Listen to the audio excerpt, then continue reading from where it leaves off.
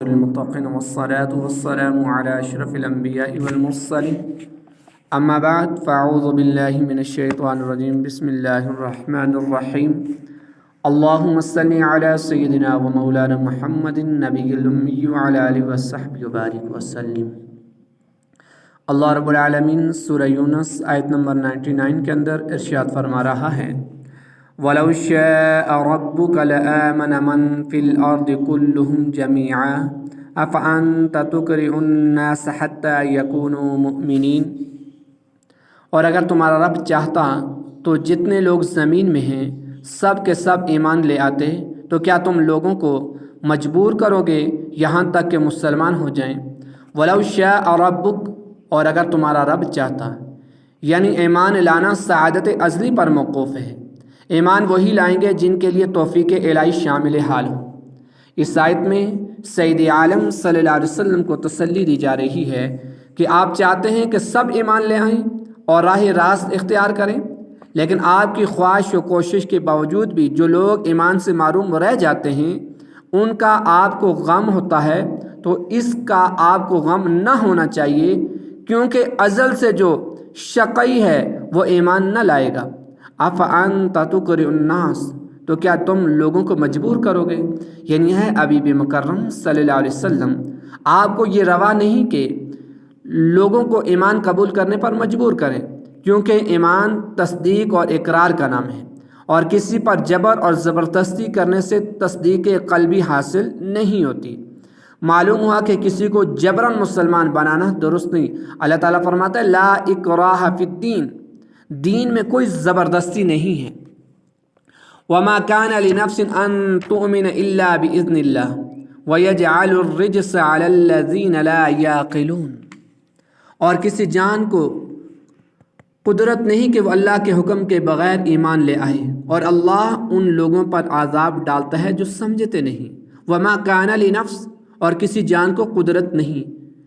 خلاصہ کلام یہ ہے کہ جب اللہ تعالیٰ چاہتا ہے تو بندہ اپنے اختیار سے ایمان قبول کرتا ہے، اور اپنے چاہنے کی وجہ سے وہ ثواب کا مستحق ہوتا ہے، اور جب اللہ رب العالمین ہدایت کا ارادہ نہ کرے تو بندہ اپنی رغبت سے کفر پر رہتا ہے اور اس رغبت کا عذاب پاتا ہے۔ لہٰذا اس آیت سے یہ ثابت نہیں ہوتا کہ بندہ مجبور ماض ہے،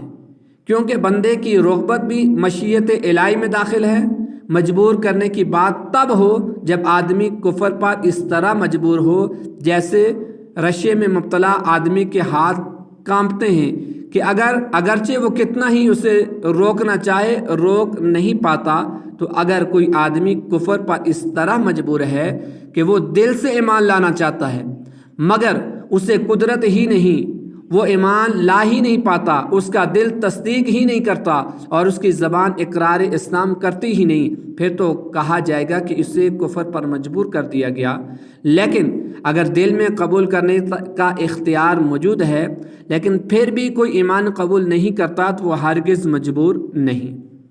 قُلِ انظُرُوا مَاذَا فِي السَّمَاوَاتِ وَالْأَرْضِ وَمَا تُغْنِي الْآيَاتُ وَالنُّذُرُ عَنْ قَوْمٍ لَا يُؤْمِنُونَ۔ تم فرماؤ، تم دیکھو کہ آسمانوں اور زمین میں کیا کیا نشانیاں ہیں،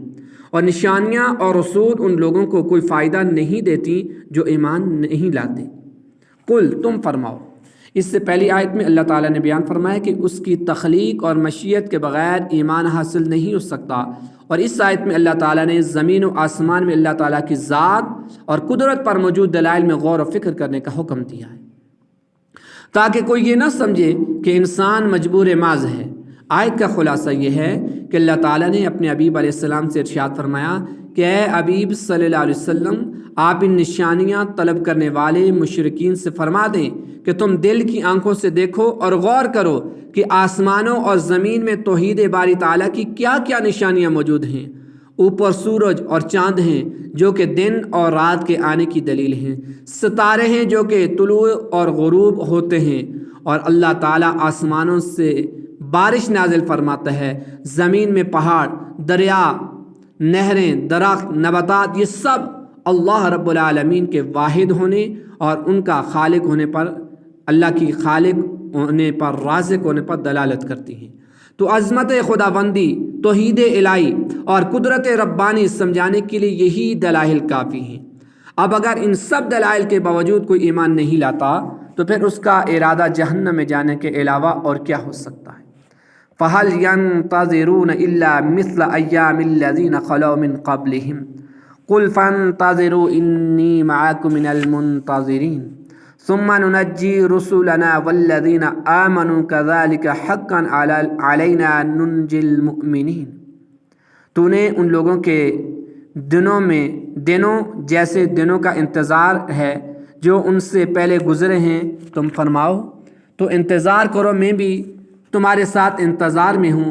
پھر ہم اپنے رسولوں اور ایمان والوں کو نجات دیں گے۔ ہم پر اسی طرح حق ہے کہ ایمان والوں کو نجات دیں۔ فَهَلْ يَنْتَظِرُونَ إِلَّا مِثْلَ أَيَّامِ الَّذِينَ خَلَوْا مِنْ قَبْلِهِمْ، تو انہیں ان لوگوں کے دنوں جیسے کا انتظار ہے جو ان سے پہلے گزرے۔ آیت کا معنی یہ ہے کہ ان لوگوں کا طرز عمل یہ بتاتا ہے کہ گویا یہ لوگ گزشتہ امتوں کے دنوں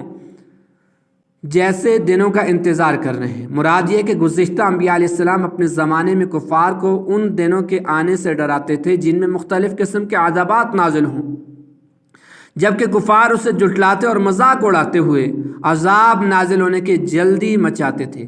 اسی طرح نبی مکرم صلی اللہ علیہ وسلم کے زمانے کے کفار بھی انہی روش اختیار کیے ہوئے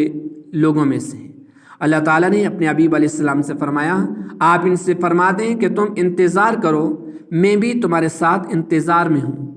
ثم ننجی رسولنا والذین آمنوا، پھر ہم اپنے رسولوں اور ایمان والوں کو نجات دیں گے۔ حضرت ربیع بن انس رحمۃ اللہ علیہ فرماتے ہیں کہ عذاب کا خوف دلانے کے بعد اس آیت میں یہ بیان فرمایا کہ جب عذاب واقع ہوتا ہے تو اللہ تعالیٰ رسول کو اور ان کے ساتھ ایمان والوں کو نجات عطا فرماتا ہے۔ قُلْ يَا أَيُّهَا النَّاسُ إِن كُنتُمْ فِي شَكٍّ مِّن دِينِي فَلَا أَعْبُدُ الَّذِينَ تَعْبُدُونَ مِن دُونِ اللَّهِ وَلَكِنْ أَعْبُدُ اللَّهَ الَّذِي يَتَوَفَّاكُمْ وَأُمِرْتُ أَنْ أَكُونَ مِنَ الْمُؤْمِنِينَ وَأَنْ أَقِمْ وَجْهَكَ لِلدِّينِ حَنِيفًا وَلَا تَكُونَنَّ مِنَ الْمُشْرِكِينَ۔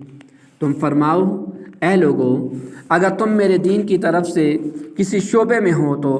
جان لو کہ میں ان چیزوں کی عبادت نہیں کروں گا جن کی تم اللہ کو چھوڑ کر عبادت کرتے ہو، البتہ میں اس اللہ کی عبادت کرتا ہوں جو تمہاری جان نکالے گا، اور مجھے حکم ہے کہ میں ایمان والوں میں سے رہوں، اور یہ کہ ہر باطل سے جدا رہ کر اپنا چہرہ دین کے لیے سیدھا رکھوں اور ہرگز مشرکوں میں سے نہ ہونا۔ قُلْ يَا أَيُّهَا النَّاسُ، تم فرماؤ اے لوگو۔ اس آیت اور ان دونوں آیات مقدسہ میں اللہ رب العالمین نے اپنے حبیب مکرم صلی اللہ علیہ وسلم کو یہ حکم دیا کہ اپنے دین کا اظہار کریں اور یہ اعلان کر دیں کہ وہ مشرکین سے علیحدہ ہیں، تاکہ مشرکین کے ساتھ رہنے والوں کے بارے میں مشرکوں کے شکوک و شبہات زائل ہو جائیں، اللہ تعالیٰ کی عبادت چھپ کر ہونے کے بجائے اعلانیہ ہونے لگے۔ آیت کا خلاصہ ہے کہ اے حبیب صلی اللہ علیہ وسلم، آپ اہل مکہ سے فرما دیں کہ ہے لوگو، اگر تم میرے دین کی حقیقت اور اس کی صحت کی طرف سے کسی شعبے میں مبتلا ہو اور اس وجہ سے غیر اللہ کی عبادت میں مشغول ہو تو میں تمہیں اپنے دین کی حقیقت بتاتا ہوں کہ میں ان بتوں کی عبادت نہیں کروں گا جن کی تم اللہ کو چھوڑ کر عبادت کرتے ہو، کیونکہ بت خود مخلوق ہے اور عبادت کے لائق نہیں، البتہ میں اس اللہ رب العالمین کی عبادت کرتا ہوں جو تمہاری روحیں قبض کر کے تمہاری جان نکالے گا، کیونکہ وہ قادر، مختار، برحق معبود اور مستحق عبادت ہے، اور مجھے حکم ہے کہ میں ایمان والوں میں سے رہوں، اور یہ حکم دیا گیا ہے کہ ہر باطل سے جدا رہ کر دین حق پر استقامت کے ساتھ قائم رہوں اور ہرگز مشرکوں میں سے نہ ہوں۔ اللہ رب العالمین ہمیں اس قرآن کو سمجھنے کی توفیق عطا فرمائے۔ وما علیہ الا